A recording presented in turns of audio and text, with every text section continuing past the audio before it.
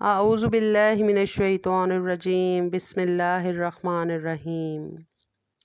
अल्लाहुम्मा सल्लि अला सय्यिदिना व मौलाना मुहम्मदिन व अला आलिहि व अस्हाबिहि व बारिक वसल्लिम वसल्ली अलैहि। हज के मुबारक महीनों का आगाज़ हो चुका है।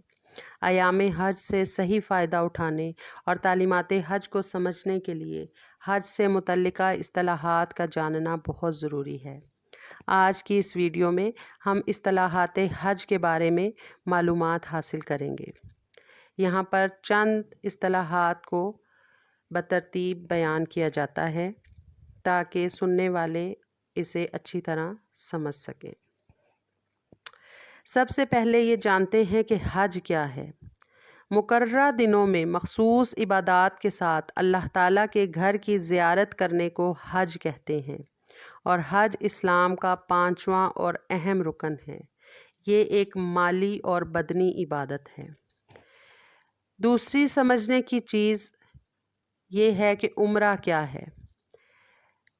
अक्सर लोग उम्रा और हज में फ़र्क को नहीं समझ सकते।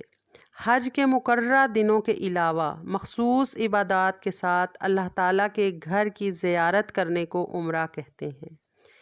यानी हज के जो मखसूस दिन हैं, हज सिर्फ़ उन्हीं में अदा किया जा सकता है, लेकिन उम्रा आप साल के किसी हिस्से और किसी भी महीने में अदा कर सकते हैं। इसी तरह हज के साथ एक मखसूस इस्तिलाह है जिसे जानना बहुत ज़रूरी है। हम अक्सर मीकात का लफ्ज़ सुनते हैं। मीकात क्या है?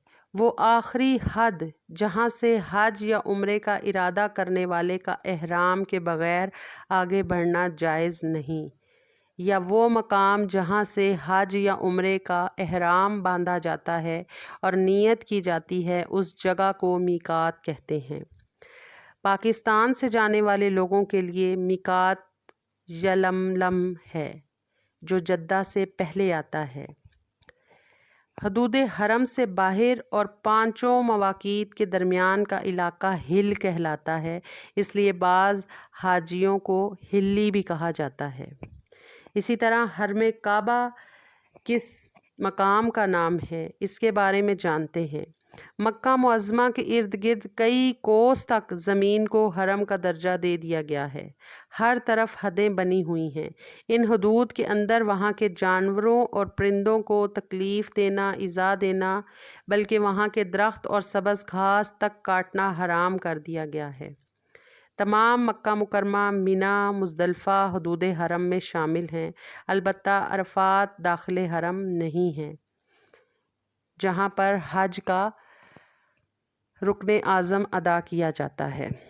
इसी तरह अहले हिल कौन लोग हैं, इनके बारे में जानते हैं। वो लोग जो हदूद मीकात के अंदर और हदूद हरम से बाहर रहते हैं, उन्हें हिल कहते हैं, उन्हें अहले हिल कहते हैं और बाज़ औक़ात उन्हें हिल्ली भी कहा जाता है। उन्हें अपने मुकर्ररा मकाम से एहराम बांधना होता है। इसी तरह मक्का और हरम में बसने वाले लोगों को अहले हरम कहते हैं। अहले हरम के लिए हज का एहराम बांधने के लिए हरम की सारी ज़मीन मीकात का दर्जा रखती है, यानी वो उस ज़मीन के उस मकाम के अंदर ही कहीं से भी हज का एहराम बांध सकते हैं। इसी तरह एक और मशहूर इस्तिलाह है जिसे हम आफाकी कहते हैं। अब आफाकी कौन होते हैं, इसके बारे में जानते हैं। वो मुसलमान जो हज की नीयत से हदूद मीकात से बाहर से आएँ, उन्हें आफाकी कहते हैं। जैसा कि आप लोग पाकिस्तान से जाएंगे तो आप लोग आफाकी कहलाएंगे। इसी तरह कुछ दिनों की निस्बत से भी इस्तिलाहात मुरव्वज हैं, उन्हें जानते हैं, जिसमें सबसे पहले यौमुत तरवियह। ये 8 ज़िल हज का दिन है जहाँ से हज की इबादत का आगाज़ होता है। इसे यौमुत तरवियह कहते हैं। इसी तरह यौम अरफा 9 ज़िल हज का दिन है, जब मैदान अरफात में हज का रुकने आज़म यानी वकूफ़ अरफा अदा किया जाता है। इसी निस्बत से इस दिन को यौम अरफा कहते हैं। यौम नहर 10 ज़िल हज को कहा जाता है, जिस दिन कुर्बानी की जाती है। इसलिए इसे यौम नहर कहा जाता है। अयाम तशरीक से क्या मुराद है? अयाम तशरीक में वो 5 दिन शामिल हैं जो 9 ज़िलहज की फ़जर से लेकर 13 ज़िलहज की असर तक का वक्त होता है। ये 5 अयाम तशरीक कहलाते हैं। इन दिनों में हर फ़र्ज़ नमाज के बाद तकबीर तशरीक पढ़ी जाती है। तकबीर तशरीक ये है: अल्लाहु अकबर, अल्लाहु अकबर, ला इलाहा इल्लल्लाहु वल्लाहु अकबर, अल्लाहु अकबर वलिल्लाहिल हम्द। इसी तरह हज और उम्रे के साथ एक मखसूस इस्तिलाह का इस्तेमाल किया जाता है जिसे एहराम कहते हैं।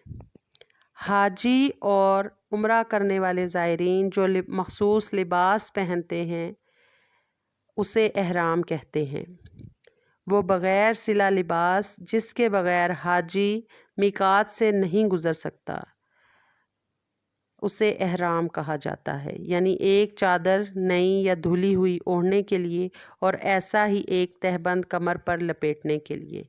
ये कपड़े सफ़ेद और नए हों तो ज़्यादा बेहतर होता है।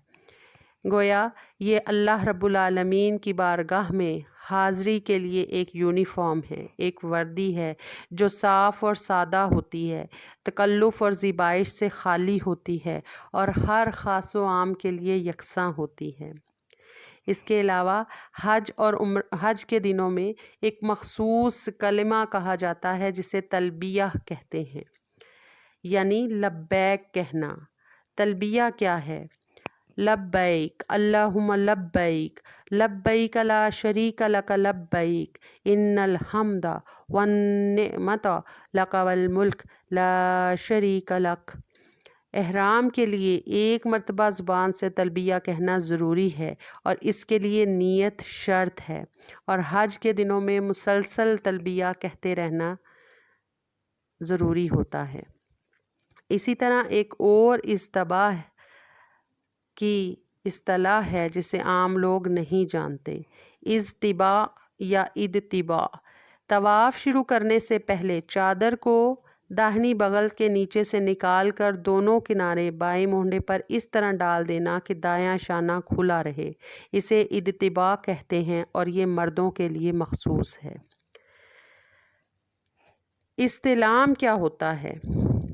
दोनों हथेलियाँ और इनके बीच में मुंह रखकर हजरे अस्वद को बोसा देना या हाथ या लकड़ी से छू कर चूम लेने या इशारा करके हाथों को बोसा देने को इस्तिलाम कहते हैं। हजरे अस्वद को बोसा देना तवाफ़ का एक अहम रुकन है, लेकिन रश की वजह से अक्सर लोग हजरे अस्वद को बोसा नहीं दे सकते, तो दूर से इशारतन हजरे अस्वद को बोसा देने के अमल को इस्तिलाम कहा जाता है। इसी तरह रमल क्या है, इसके बारे में जानते हैं। मर्दों के लिए तवाफ़ के पहले 3 चक्रों में छोटे छोटे कदम उठाते हुए अकड़ कर चलना और शाने हिलाना, जैसा कि मजबूत और बहादुर लोग चलते हैं, इस अमल को रमल कहा जाता है। तवाफ़ क्या है? मस्जिदुल हराम में खाना काबा के इर्द गिर्द एक मखसूस तरीके से चक्कर लगाने का नाम तवाफ़ है। इसी तरह तवाफ़े क़ुदूम है जिसके बारे में ये है कि मक्का मुकरमा में दाखिल होने के बाद जो पहला तवाफ़ किया जाता है उसे तवाफ़े क़ुदूम कहते हैं। ये तवाफ़ हर उस आफाकी के लिए यानी बाहर से आने वाले के लिए मसनून है जो हज इफ़राद या किरान की नीयत से मक्का मुअज़्ज़मा में दाखिल हुआ हो। फिर एक तवाफ़े ज़ियारत है जो हज का अहम रुकन है। ये 10 ज़िलहज की सुबह सादिक से लेकर 12 ज़िलहज के ग़ुरूब आफ्ताब से पहले तक हो सकता है, अलबत्ता 10 ज़िलहज को कर लिया जाए तो अहसन है। इसी तरह एक तवाफ़े विदा है। बैतुल्लाह शरीफ से वापसी के वक्त तवाफ़ करना तवाफ़े विदा कहलाता है। ये आफाकी पर वाजिब है। एक तवाफ़े उम्रा है जो उम्रा करने वालों पर फ़र्ज़ है। इसी तरह सई भी हज और उम्रे का एक अहम रुकन है। सफ़ा से मरवा तक और मरवा से सफ़ा तक जाना और मिलियन अख्दरैन के मकाम पर दौड़ना सई कहलाता है। ये वो मकाम है जहाँ पर हज़रत हाजरा ने परेशानी और इज़्तिराब के आलम में 7 चक्कर लगाए थे और मिलियन अख्दरैन के दरमियान दौड़ना ये मर्दों के लिए फ़र्ज़ है। औरतें आराम से ही यहाँ पर चलेंगी। इसी तरह वकूफ़ अरफ़ा यानी मैदान अरफ़ात में वक्फ़ करना, वहाँ पर ठहरना। 9वीं ज़िलहज को अरफ़ात में ठहरना, ख़शियत इलाही और ख़ालिस नीयत से ज़िक्र करना, तलबिया कहना, दुआएं करना, इस्तग़फ़ार करना और कलमा तौहीद के ज़िक्र और अज़कार में मशगूल रहना, नमाज ज़ोहर और असर इकट्ठे अदा करना और नमाज से फ़राग़त के बाद बिलख़ुसूस ग़ुरूब आफ्ताब तक का वक्त दुआओं में गुजारना वकूफ़ अरफ़ा कहलाता है और ये हज का रुकन आज़म है। इसके बग़ैर हज अदा नहीं होता। इसी तरह मिना में वाक़या 3 जमरात यानी शयातीन पर कंकरियाँ मारने के अमल को रमी करना कहा जाता है।